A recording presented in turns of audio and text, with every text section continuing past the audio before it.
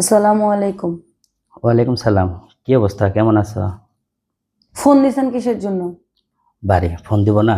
না, তুমি আমার কে লাগো বলো তো? আমি তোমার কেউ না। এটা কেমন করে কথা বললা? আমি তোমার কেউ না মানে? আমার কেউ হইলে আমার কষ্টটা বুঝতেন, বুঝেন নাই? আহা! এভাবে কথা বলতেছো কেন? আর কিভাবে কথা বলবো আপনার সাথে?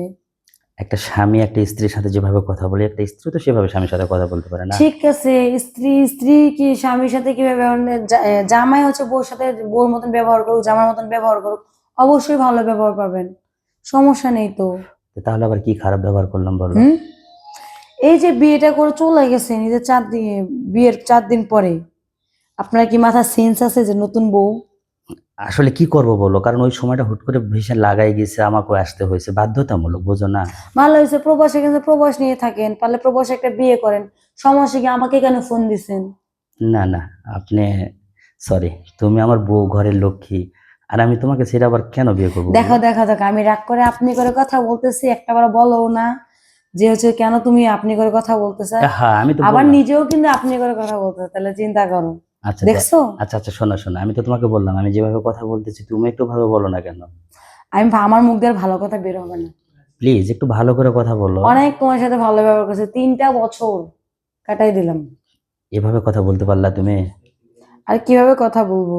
দেখো, আসলে আমি অনেকটাই দুঃখিত তোমার কাছে। কারণ তোমাকে বিয়ে করে রাখি আমি চলে আসছি। আসলে কোনো কিছুই ভালো আদর, ভালোবাসা কিছুই দিতে পারি নাই। তো এর জন্য আমি তোমার কাছে ক্ষমা চাচ্ছি, হ্যাঁ? আমার কাছে ক্ষমা চাইতে হবে না, আপনি আপনার মতন থাকেন, ফোনটা কাটেন, আমি ঘুমাবো। না, না, একটু কথা বলি। তোমার আমার কথা বলতে মন চাচ্ছে না। তোমার চাঁদের মতো মুখটা দেখে যদি আমি একটু সারা রাত ঘুমাইতে পারি, তাহলে আমার জন্য একটু ভালো না? ও, ভালোই তো। চাঁদের মতন মুখ দেও না, পেতনির মতন সাজে থাকবো এখন থেকে। না, না, এভাবে কথা বলতেছো কেন? হ, কি হয়েছে? খুব রাগ করছো না?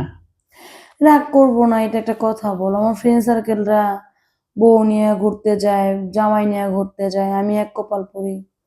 আচ্ছা, তোমাকে নিয়েও তো ঘুরতে যাবো। আমাদের তো সময় আছে না? আমরা তো বিয়ের পরে। সময়টা কবে? শুনেন একটা কথা কি জানেন স্যার, আপনারা তো বোঝানোর একটা কথা কি, অবুঝ মানুষের বোঝানো যায়, বুঝের মানুষের কখনো বোঝানো বোঝানো যায় না, তাই না? আচ্ছা, একটা মিনিট। তুমি আমাকে আপনি কওয়াকে বাদ দিবা? না, কেন? যতদিন না আসবে না ততদিন আপনারা আপনি করে বলবো। তার মানে কি আমি দূরের মানুষ? দূরের মানুষ, অনেক দূরের মানুষ। আচ্ছা বলো, সমস্যা নাই। কষ্ট লাগতেছে তোমাকে কথা শোনার পরে। যদি কষ্ট দিয়ে ভালো থাকতে পারো তুমি, দাও কষ্ট, সমস্যা নাই। কারণ তোমার কষ্ট পাওয়ার যোগ্যই আমি এখন বর্তমান। যে পাপ করছি, যে অন্যায় করছি, এটা তো অবশ্যই আমাকে মানিয়ে নিতে হবে, তাই না? হুম, তাহলে ভুল স্বীকার করতেছেন তাহলে? আরে করবো না মানে? কারণ তোমাকে হারালে তো আমি আর কিছু পাবো না। তাই হারানোর আমাকে যদি ভয়ে। হারানোর চিন্তা করতেন তাহলে ওই যে রাইখা প্রবাসে চলে যেতেন না, বুঝছেন? আহা! প্রবাসে আসছি, আসলে এটা তো কোনো প্ল্যান প্রোগ্রাম ছিল না, হঠাৎই। কিন্তু আমি তো বুঝতে পারি না যে বিয়ের ৪ দিনের পরে আমাকে ফ্লাইট হবে বা আমাকে ৪ দিনের মাথায় যাইতে হবে। আমি তো এটা কখনো এটা কল্পনা আপনার করিনি। আগে নলেজে ছিল না? বলছি তো তোমার কাছে আমি সরি, সরি, সরি। আসলে বুঝতে পারি নাই। এটা আমি আচ্ছা যাই হোক, ওই যে ঝগড়া বাদ দাও, কি করতেছো সেটা বলো। এখন মাত্র একটু খাওয়া-দাওয়া করলাম, হ্যাঁ? খাওয়া-দাওয়া করে হ্যাঁ, যে তোমার সাথে কথা বলতেছি। দিনকাল কেমন যাচ্ছে? শরীর স্বাস্থ্য কেমন আছে? দিনকাল আর কেমন যাবে বলো? কারণ পাশে যদি কেউ ভালোবাসার মানুষ না থাকে, এইটা কি দিন যাওয়ার কথা বলে? তাই? তাই তোমার নাকি? মিষ্টি হাসিটা, তুমি সবসময় হাসিটা দাও। তোমার হাসিটা আজও কিন্তু সেই মিষ্টি হয়ে আছে। নাটক কম করো প্রিয়, তুমি যে অন্য নারীতে আসক্ত সেটা তোমার ব্যবহারে বোঝা যায় প্রিয়। ছি, ছি, এটা কেমন করে বললা তুমি? হুম।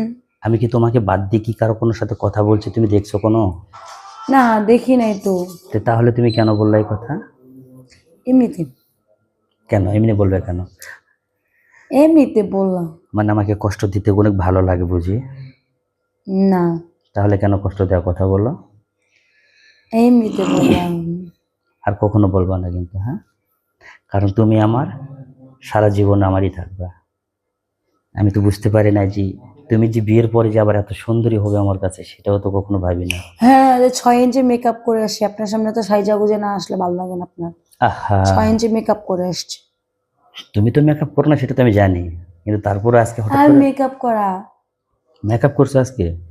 নিশ্চয়ই কোথাও গেছিলা? না, যাও নাই? মন চাইছিল একটু। তাই?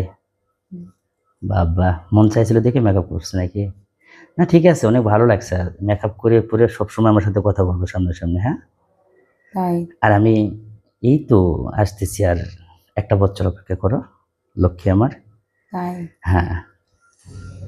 কি করব, কপালে লেখা ছিল যা তাই তো হবে, ভাগ্যে লেখাকে আর খণ্ডানো যায় স্যার?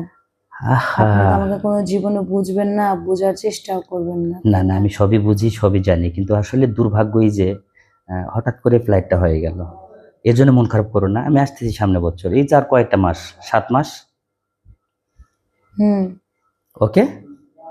আচ্ছা, এখন রাগ করো না, লক্ষ্মী মেয়ের মতো ঘুমিয়ে পড়ো, হ্যাঁ? আচ্ছা ঠিক আছে। ওকে, আল্লাহ হাফেজ। আল্লাহ হাফেজ, বাই বাই।